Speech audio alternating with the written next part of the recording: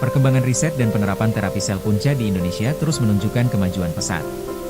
Di tengah meningkatnya kebutuhan masyarakat terhadap layanan kesehatan berbasis teknologi tinggi, terapi ini dinilai menjadi salah satu terobosan penting dalam dunia medis modern. Melalui simposium nasional yang digelar di Hotel Gumaya Semarang, Rabu 12 November 2025, para pakar dari Stem Cell and Cancer Research Indonesia bersama Rumah Sakit Cipto Mangunkusumo menegaskan pentingnya kolaborasi riset, hilirisasi produk, dan penerapan terapi yang berbasis bukti ilmiah. Terapi sel punca, atau stem cell, dikenal memiliki kemampuan luar biasa dalam memperbaiki jaringan tubuh yang rusak dan membantu regenerasi sel. Teknologi ini juga berpotensi besar dalam menangani berbagai penyakit kronis, termasuk stroke, gagal ginjal, hingga gangguan autoimun. Namun, para ahli mengingatkan pentingnya pengawasan dan kehati-hatian dalam penggunaannya. Pemerintah melalui Kementerian Kesehatan dan Badan Pengawas Obat dan Makanan memiliki tanggung jawab memastikan setiap layanan dilakukan dengan izin resmi, menggunakan produk tersertifikasi, dan tetap mengutamakan keselamatan pasien. Melalui riset yang terus dikembangkan, terapi sel punca diharapkan tak hanya menjadi pilihan pengobatan masa depan, tetapi juga mendorong kemajuan sains kedokteran di Indonesia. Harapannya juga mewujudkan Astacita 4 terkait pembangunan sumber daya manusia, SDM, dan 5 yakni hilirisasi dan industrialisasi.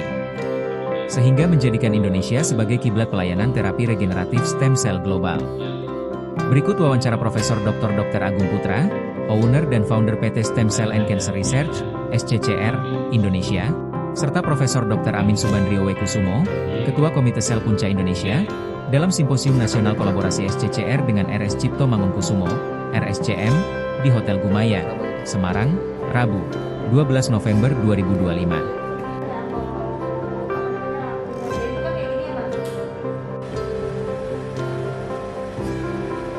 Kegiatan pagi ini adalah simposium nasional collaboration antara SCCR dengan Rumah Sakit Cipto Mangunkusumo Jakarta dalam rangka untuk melakukan hilirisasi produk-produk sains teknologi di bidang stem cell.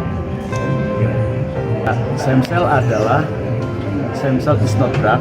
Stem cell adalah agent biologic yang berfungsi bisa diferensiasi atau berubah menjadi sel-sel tertentu. Apakah menjadi sel neuron otak ya yang rusak, misalnya kasus stroke, atau pada renal failure, gagal ginjal karena ginjal rusak.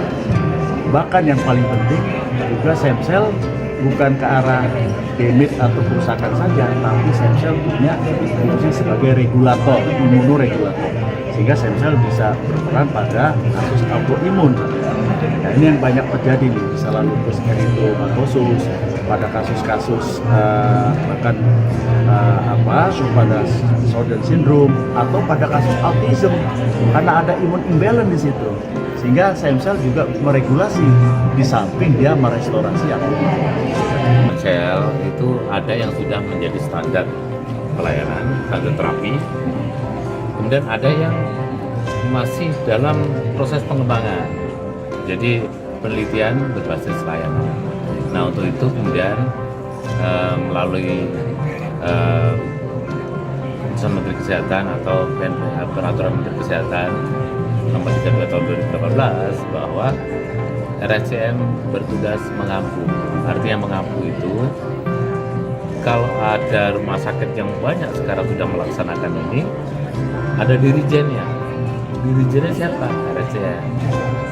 Pengampu ilmu, kemudian juga pengampu di dalam hal standar produksi stem cell-nya dengan baik, kemudian standar penerapannya baik, standar analitiknya baik, sehingga kalau semakin banyak rumah sakit dan klinik yang terlibat dan kemudian dalam pengampuan yang benar, itu akan semakin cepat dihasilkan oleh pemerintah Indonesia, terutama di sini dari researcher yang ada di Indonesia, sehingga RSCM tentunya sangat menyambut positif kolaborasi dengan SCCR ini, sehingga nanti semakin cepat itu produksi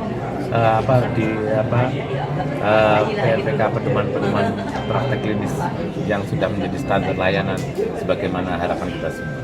Kalau sampai saat ini RSCM sudah mengampu berapa rumah sakit di Indonesia? Kalau mengampu rumah sakit sekarang sudah ada, kalau 50 rumah sakit itu tersebar di seluruh Indonesia. Seluruh Indonesia.